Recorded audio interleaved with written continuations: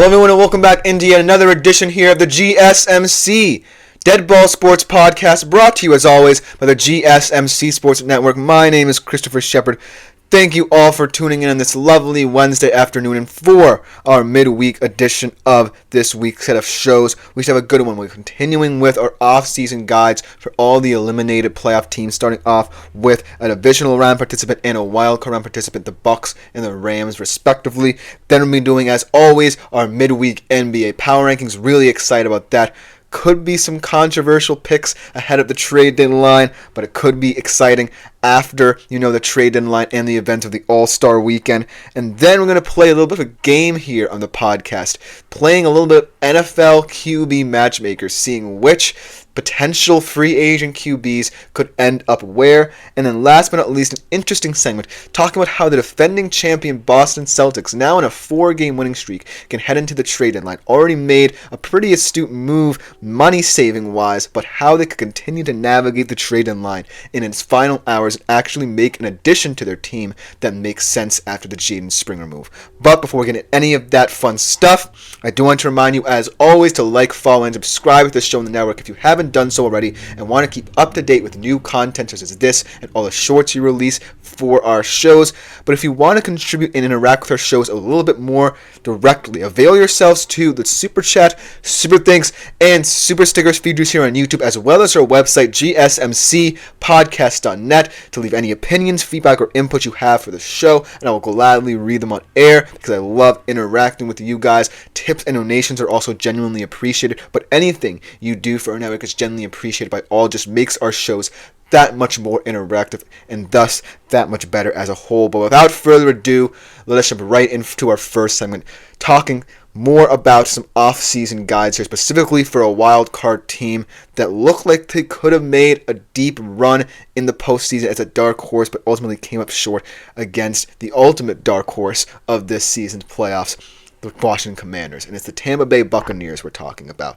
This is a team that I feel headed into the postseason had a very interesting bent to them. They had a very dynamic offense led by Baker Mayfield in a swashbuckling style, and they had a lot of young talent stepping up in the absence of Chris Godwin. And for most parts of the season, Mike Evans did return for the postseason, but ultimately it came down to this young dynamic group, whether it be rookies, second-year players, stepping up on both sides of the football, that really made me excited for this Bucs team when it came to that wild card game, because I really thought that game, Bucs Commanders, were going to be one of the best of the playoffs, and it was. But ultimately, I thought the Bucs would win this game just because of the dynamism of that offense and how Baker Mayfield elevated the players around him that he had and didn't panic once Chris Godwin went down for the season. But now they're heading into an off-season where they really need to make sure that all these rookies that came in made an impact, guys like Jalen McMillan, guys like Otten, guys like Bucky Irvin, can continue to grow in their sophomore seasons and also really find out how to continue improving this offense now that Liam Cohen is gone. They did promote from within. Josh Grizzard, their former pass game coordinator, is now their new offensive coordinator. So we'll see how that really amps up what this offense does and really diversifies it. But ultimately, there's more work to do on the offense than the defense, in my opinion, even though the defense could use a little bit more youth in its ranks. But we'll talk about all of that right away, starting off with this offense, right? Because we don't really know how it's going to look, because one of the big questions is re-signing Mr. Chris Godwin. But ultimately, I think that one of the priorities that really came to mind for a lot of people after Liam Cohen was fired was who's going to be the offensive coordinator. Josh Grizzard now comes in, and I think that the continuity that he has in this Bucs coaching staff really gives it a nice kind of feel, even though it's kind of risky to promote from within sometimes.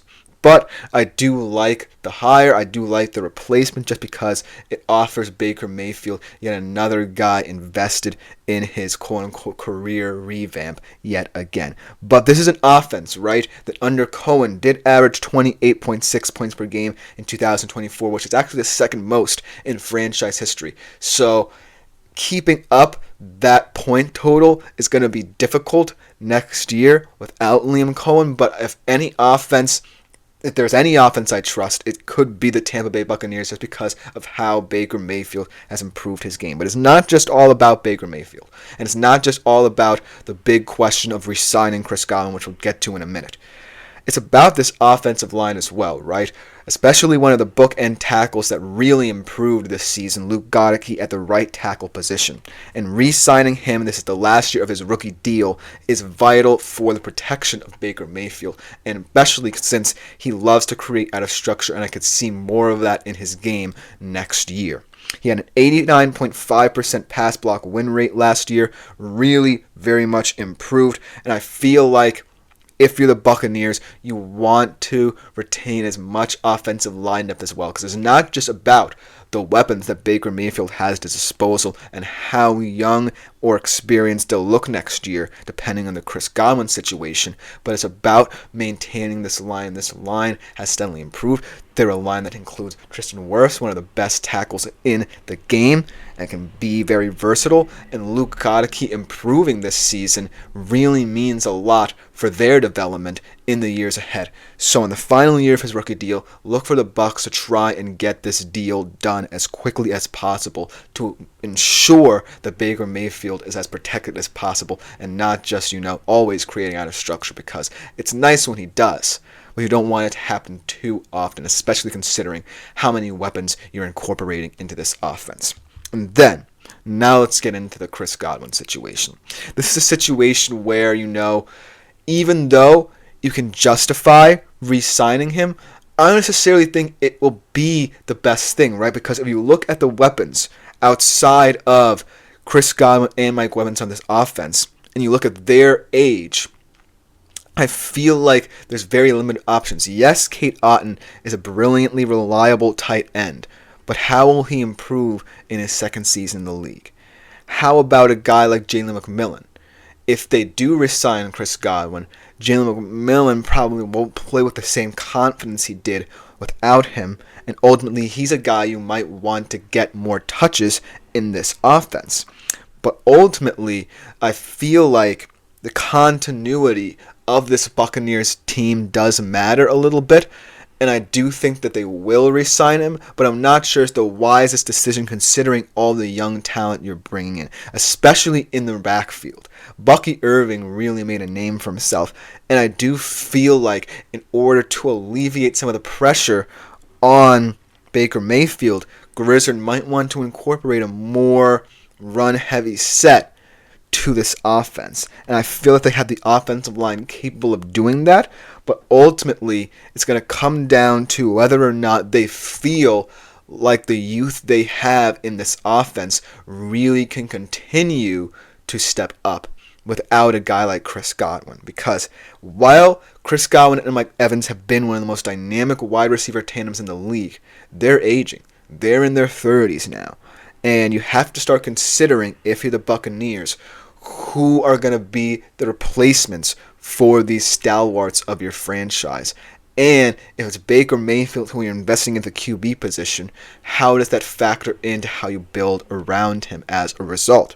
So that's why I think this Chris Godwin situation is a little bit hairy, because if you do re-sign him, it adds a lot of value to maintaining that stalwart tandem of so many years. But if you don't, it gives an opportunity for these youngsters to feel freer in the offensive system that Grizzard is going to create. So it's a difficult conundrum.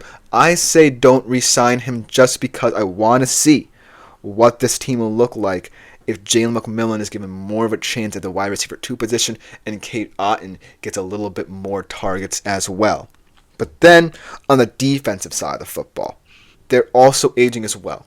There's a lot of youth in the secondary, and I like what they're doing. Antoine Winfield Jr. is still one of the best cover corners in the National Football League. Also can play safety, also can play in many versatile positions for that defense on the back end. But I'm looking at this linebacker unit, and I'm looking at specifically Levante David, who has given them many years of service, but will turn 35 this month. So, in terms of what I think about for them in terms of the draft, I really like the back end of this draft where they'll be picking in terms of depth in the front seven. And especially a guy like Jihad Campbell, one of the rawest prospects in terms of age in the draft, but probably one of the better defensive prospects overall you can pick up at any position in the draft. He can generate pressure from so many different levels. He excels in the second level. A sideline-to-sideline guy who I really like, who adds a dynamic feel to your linebacking unit because of the way that I feel the Bucs are moving. If you really want this team to get a little bit more youthful and a little bit more free in terms of their play, get a guy like Jihad Campbell, maybe move on from David and start trusting the youth you have and go all in that department.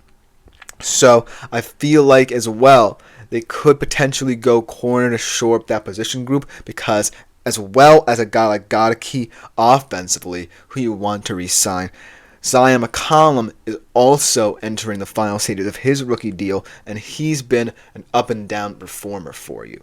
So maybe you look at a cornerback in the latter stages of the first round, but I would take a guy like Jihad Campbell, perhaps one of the most versatile players, and has one of the highest ceilings in the draft as well, due to his youthful age. But overall, the Bucs are off to a good start, because they immediately answered a pretty pertinent question by promoting Josh Grizzard from within to take over Liam Cohen's role as the offensive coordinator of this team.